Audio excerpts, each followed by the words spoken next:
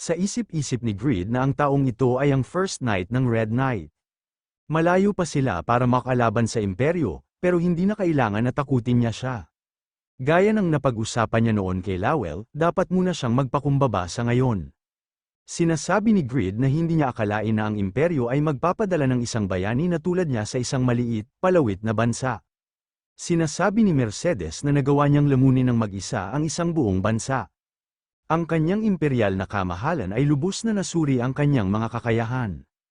Pinahahalagahan niya ang mga talento ng mga nasa ilalim niya, kaya magpasalamat sa kanyang pagkabukas palad. Pilit naman nakangiti si Greed at sinasabi nito na oo naman. Nanlaki naman ang mga mata ni Lowell at sinasabi nito na nagiging sarcastic siya, di ba? Naging seryoso naman si Mercedes, at sinasabi nito na gayunpaman, kailangan nila ituro ang ilang bagay bago sila magpatuloy. Ang krimen na naglipol sa etnol ng walang pahintulot. Ang krimen ng pagtatag ng isang bansa. Ang krimen ng pagkilos sa isang hindi marangal na paraan bilang isang bagong bansa. Ang krimen ng pangingikil sa Fold Kingdom. Paano niya sasagutin ang mga krimeng ito?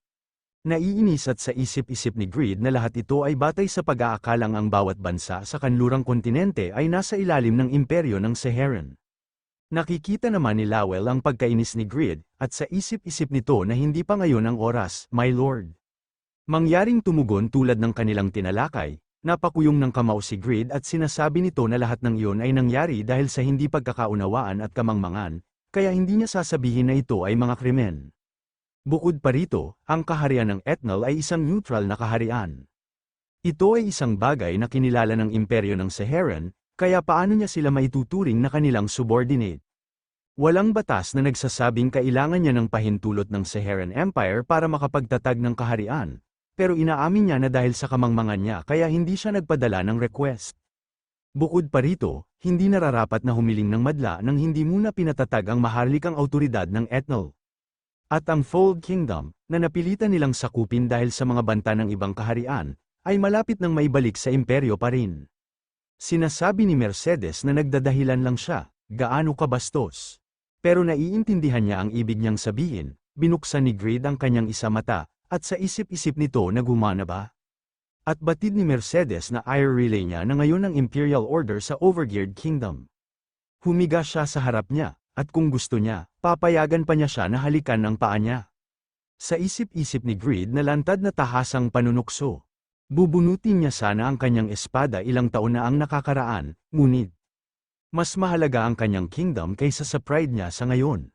Lumuhad si Greed at sinasabi nito na nais niyang humingi ng kanyang kapatawaran sa hindi tamang pagtrato sa isang messenger.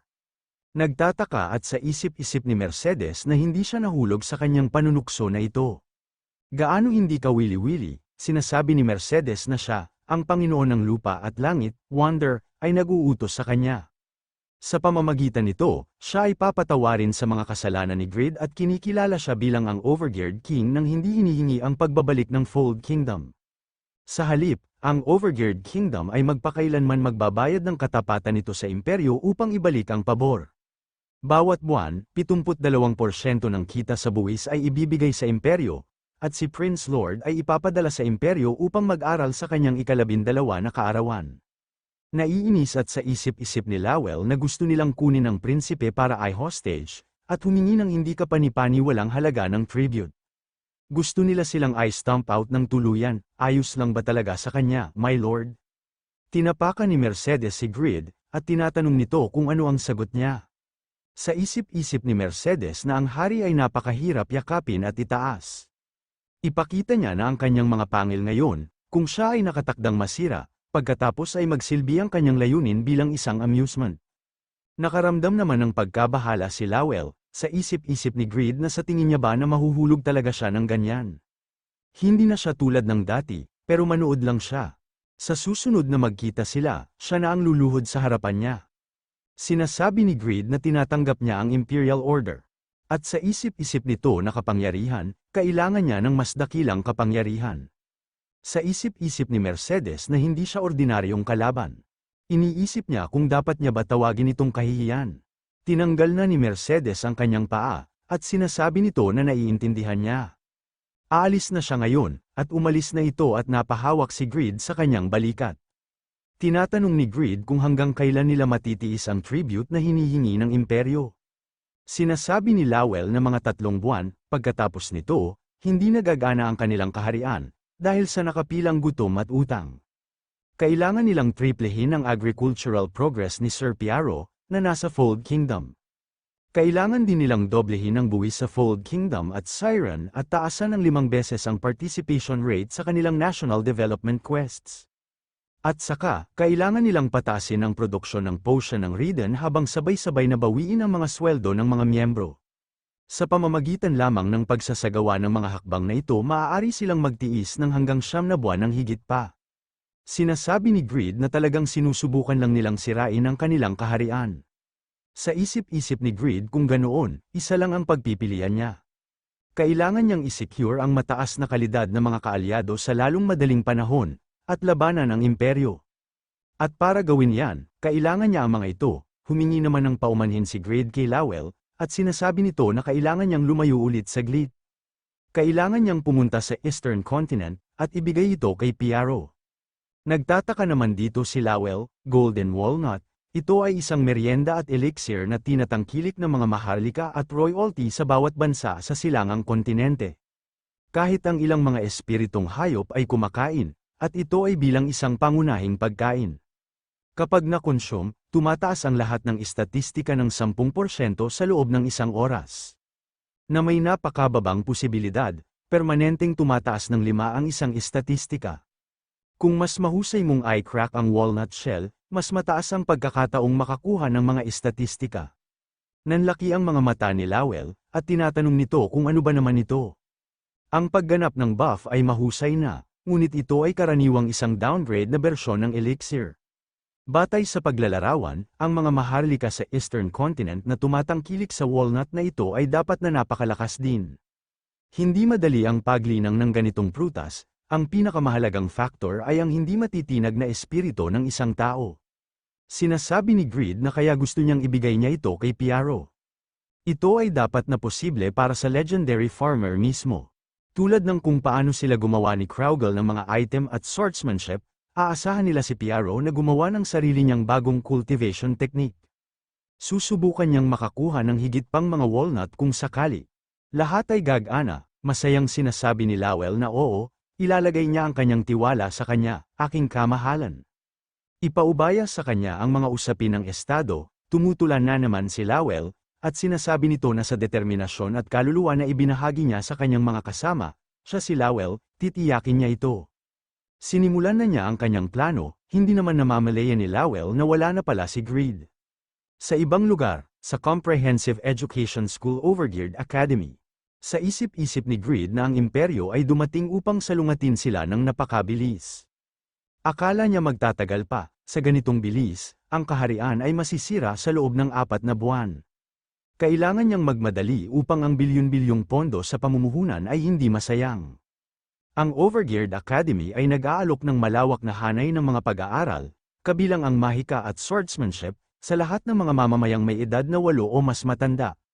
Dahil maliit lang ang operasyon nito sa ngayon, mga 3,000 lang ang staff, pero kalahati sa kanila ay mga disciple ni Stick. Kulang sila sa manpower, ngunit ang paggamit ng isang great sage na si Stick, na pinarangalan maging ng emperador, bilang guro ng mga bata. Malamang na walang ideya ang mga batang ito kung gaano talaga Kat-Anji ang taong nagtuturo sa kanila. Nilapitan ni Greed si Stick at tinawag ito, tinatanong ni Stick kung ano ang meron, aking kamahalan. Nabigla naman ng bata na ang dumating ay ang kamahalan. At sinasabi nito na ito talaga ang kamahalan, aking kamahalan, siya ang magiging nasa ilalim niya balang araw, pangako. Kumaway naman dito si Greed at ninitian, at sa isip-isip nito na upang mangolekta ng buwis at yumaman, ang kapaligiran kung saan lumalago ang kanyang mga tao ay kailangang may mataas na kalidad. Ang tungkulin ng isang hari ay hindi magsaliksik, kundi upang mapaunlad ang kanyang bayan. Sinasabi ni Stick na nabalitaan niya na binisita siya ng isang mensahero mula sa imperyo. Kapag nakikita niya siya dito ay nangangahulugan na hindi ito naging maganda. Nakangiting sinasabi ni Greed na ipadala niya siya sa Eastern Continent. At tandaan na bigyan siya ng return scroll sa pagkakataong ito. Sa isip-isip ni Stick na hindi niya man lang hiningi ito pabalik sa kanya. Sinasabi ni Stick na narito ang isang Eastern Movement Portal Scroll, at ang kanyang return scroll. At tinatanong nito kung maaari niya bang bisitahin ang Bayan Archipelago saglit. Tinatanong naman ni Greed kung bakit, sinasabi ni Stick na hindi siya makagawa ng mga scroll sa kapaligiran ng Reinhardt. Humigit kumulang 28 araw para makagawa ng isang scroll, kaya mawawala siya sandali. Sa isip-isip ni Greed na nangangahulugan ito na bababa ang kahusayan ng akademya kung magre-request siya ng masyadong maraming Intercontinental Movement Portal Scrolls. Hindi siya madalas makakabisita sa Eastern Continent. Magkakaroon siya ng maraming tao na dadalhin mula sa silangang kontinente, tulad ni Ian, na tutulong sa paglago ng lahat, at mga piling puwersa ni Sua. Kung ganyan, kailangan niyang magdala ng maraming tao hanggat kailangan niya sa isang paglalakbay. Sinasabi ng system na ginamit na ang Eastern Continent Movement Portal Scroll.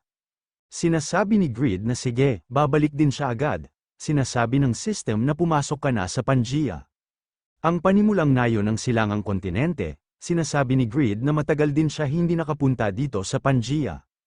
Napatigil at nagtataka naman si Greed at napatulala ito, at sa isip-isip nito na ang mga ekspresyon ng mga tao ay madilim.